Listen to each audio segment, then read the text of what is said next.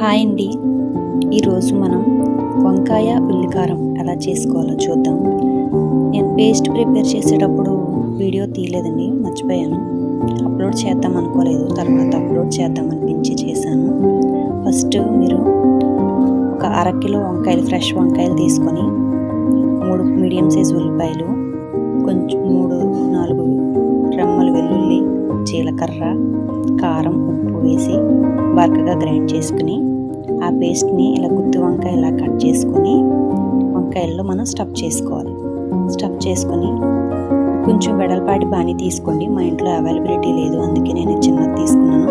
అడుగు మందంగా ఉన్న వెడల్పాటి బాణీ తీసుకుని ఆయిల్ వేసుకొని, ఆయిల్ హీట్ అయిన తర్వాత ఇలా ఒక్కొక్కటిగా నీట్గా ఒకదాని మీద ఒకటి పడకుండా నీట్గా సర్ది పెట్టుకోవాలండి.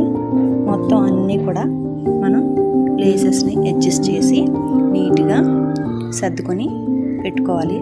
మనం వాటిని ఒకదాని మీద ఒకటి వేసేస్తే అవి సరిగా మగ్గవు. గుత్తి వంకాయలు, చిన్న సైజు వంకాయలు అయితే చాలా బాగా తొందరగా మగ్గుతాయండి. మా ఇంట్లో ఇవి ఉన్నాయి కాబట్టి వీటితో చేసి చూపించేస్తున్నాను. చిన్న సైజు వంకాయలు అయితే చాలా బాగుంటాయి. ఫ్రెష్ వంకాయలు తీసుకొని చేసుకోండి. ఇలా అన్నీ సర్ది పెట్టుకున్న తర్వాత ఒక 5 to 10 మినిట్స్ మనం మగ్గనివ్వాలి. మిగిలిన పేస్ట్ మొత్తం కూడా మనం బాణీలో వేసేసుకుని అన్ని వైపులుగా వెళ్ళేలాగా అడ్జస్ట్ చేసుకోవాలి.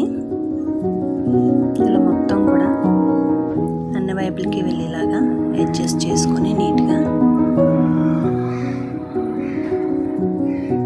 ఒక ప్లేట్ తీసుకొని దానిపైన మూత వేసి ఒక 5 to 10 మినిట్స్ మీడియం ఫ్లేమ్లో మగ్గనివ్వండి. హై ఫ్లేమ్లో పెట్టకూడదు, అడుగున మాడిపోతుంది. 5 to 10 మినిట్స్ తర్వాత ఇలా ఒక్కొక్కటిగా అటు ఇటు తిప్పుతూ మార్చాలండి. మనం ఎలా పడితే అలాగ తిప్పితే మాత్రం వీడిపోతాయి. సో నీట్గా ఒక్కొక్కటిగా తిరగవేస్తూ ఉండాలి. అన్నీ ఒకసారి వాటి ప్లేసెస్ మార్చిన తర్వాత మళ్ళీ కొంచెం సేపు మనం వాటిని 5 to 10 మినిట్స్ అలా వదిలేసి మగ్గనివ్వాలి. ప్లేట్ మూత వేసుకోవాలండి. ఆ ఆయిల్కి ఆ వంకాయ అనేది మొత్తం కూడా మగ్గిపోతుంది. ఆ పేస్ట్ కూడా మొత్తం కూడా చక్కగా మనకి వాటికి బట్టి టేస్ట్ అనేది చాలా చాలా బాగుంటుంది. నేను ఇది భయపడుతూనే చేశాను, ఫస్ట్ టైం చేశానండి. టేస్ట్ ఎలా వస్తుందో ఏంటో, వంకాయ కూర దీంట్లో అసలు తినట్లేదు ఎప్పటి నుంచో. సరే ఇలా ట్రై చేద్దామని చెప్పి చేశాను. టేస్ట్ అయితే చాలా బాగా వచ్చింది. ఒకసారి మీరు కూడా ఇంట్లో ట్రై చేయండి.